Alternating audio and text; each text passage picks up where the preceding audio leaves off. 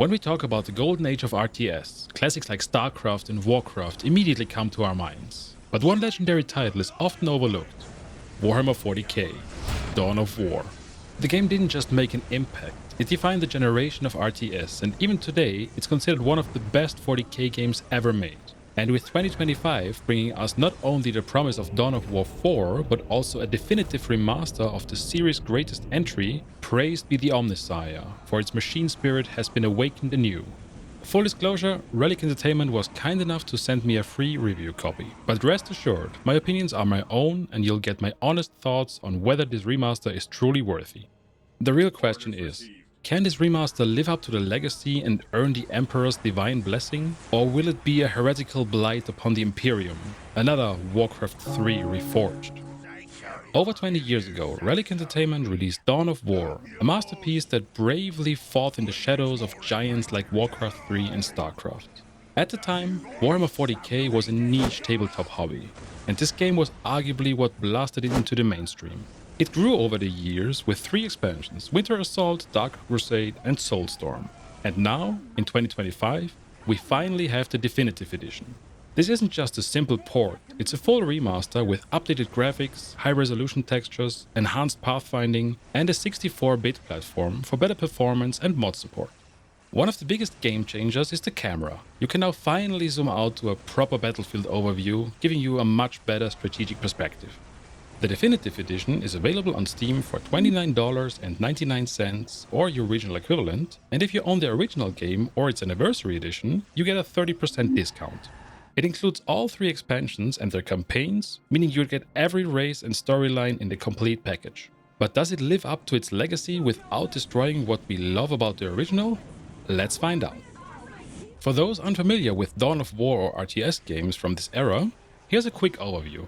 Choose one of 9 vastly different races and start with just your headquarters. While most classic RTS games rely on gathering resources like wood and gold, Dawn of War has a unique twist. Your main resources are generated by capturing and holding strategic points scattered across the map.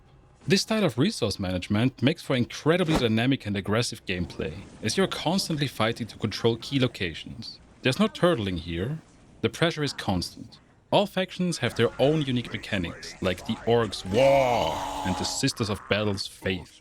And while the gameplay is classic real-time strategy, one of the most beloved features is something unique to Dawn of War: the Army Painter. To this day, it remains one of the best ways to customize your army without spending a fortune on real-life miniatures. Seriously, my wallet is safe and my minis don't have to look like I painted them with charcoal.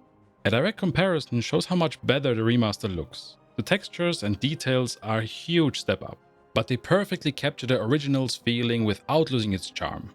The 3 expansions also bring a total of 4 campaigns with amazing cutscenes and voice acting that still holds up remarkably well.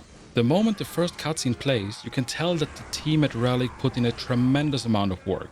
They've modernized the visuals while keeping the exact feel we remember, and it's like stepping back in time, in the best way possible. They wisely kept the original voice acting, which was a strong point of the game and can still give you goosebumps. The updated camera and UI also fit perfectly, making the game feel as comfortable as any modern title without sacrificing the classic identity.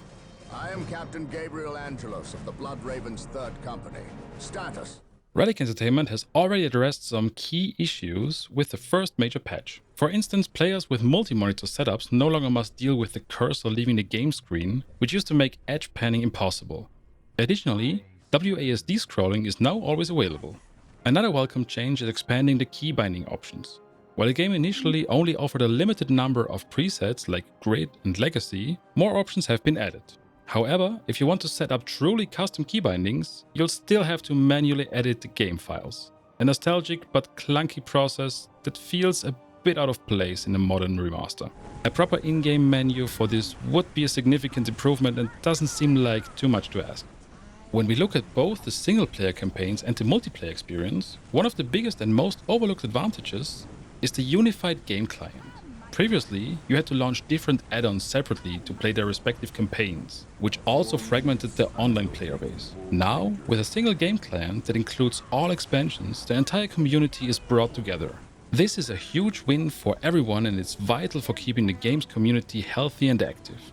May the Omnissiah be praised. Speaking of multiplayer, the Definitive Edition comes loaded with all the maps from the original and its expansions.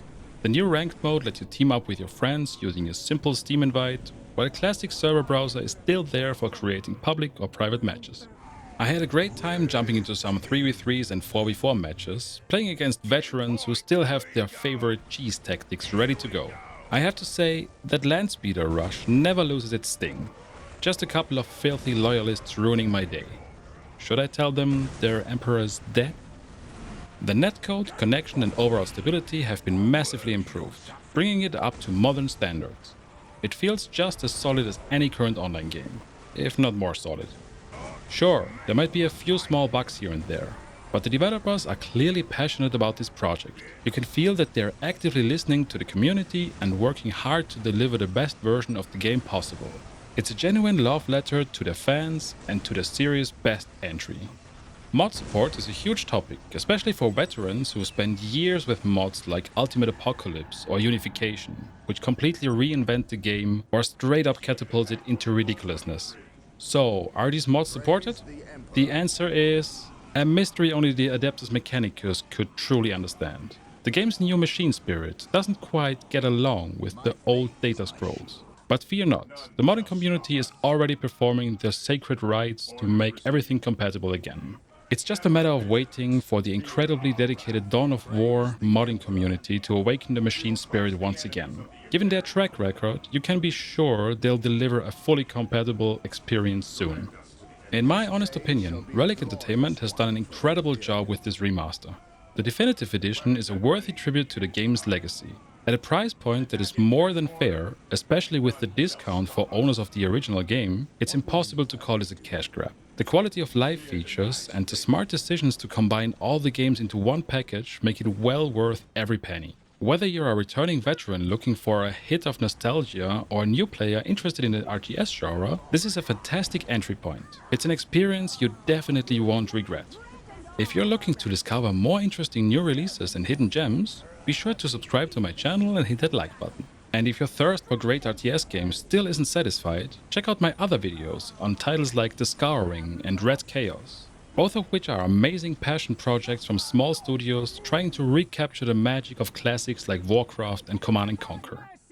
Now let's collect more skulls for the Skull Throne and more blood for the Blood God. I have been the IndieCrawler, and thank you for watching.